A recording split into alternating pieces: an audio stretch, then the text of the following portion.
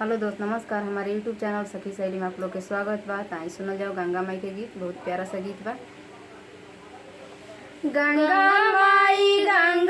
माई पुकारी ना, गंगा माई ना बोले हो। ये गंगा माई चढ़ के आई थी हमारा दुआरिया, तो ससुर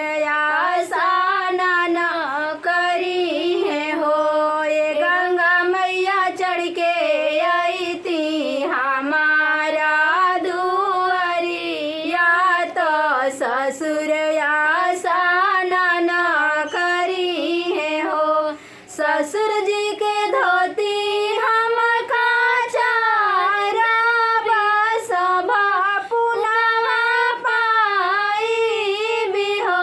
ये गंगा मैया चढ़ के आई थी हमारा साया साना न करी है हो। ए गंगा मैया चढ़ के आई थी हमारा दुआरिया, तो साया साना न करी है हो। सस जी के साड़ी हम काचारा भी सभा पुनवा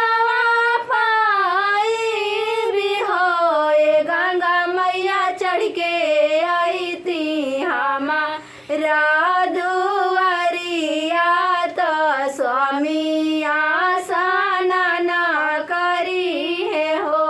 ये गंगा मैया चढ़ के आई थी हमारा दुआरिया, तो स्वामी आसाना न करी है हो। स्वामी जी के तौली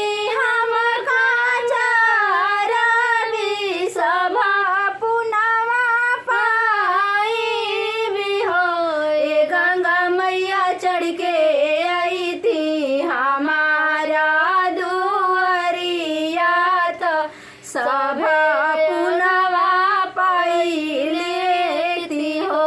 ये गंगा मैया चढ़ के आई थी हमारा दुआरिया, तो सभे आसाना न करी है हो।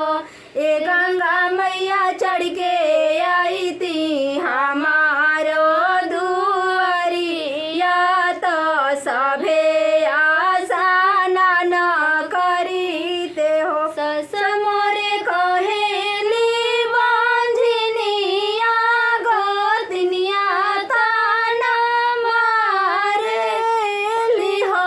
ये गंगा मैया कही दे तू हम पे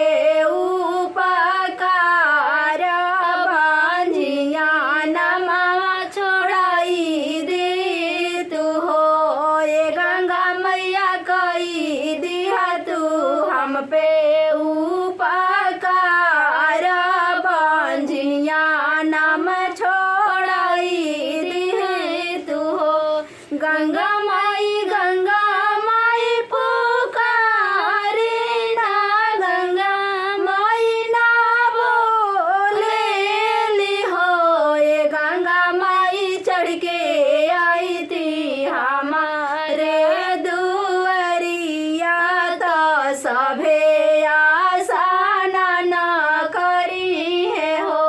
ये गंगा मैया चढ़ के आई थी हमारे दुआरिया, तो सभे आसाना न करी है हो।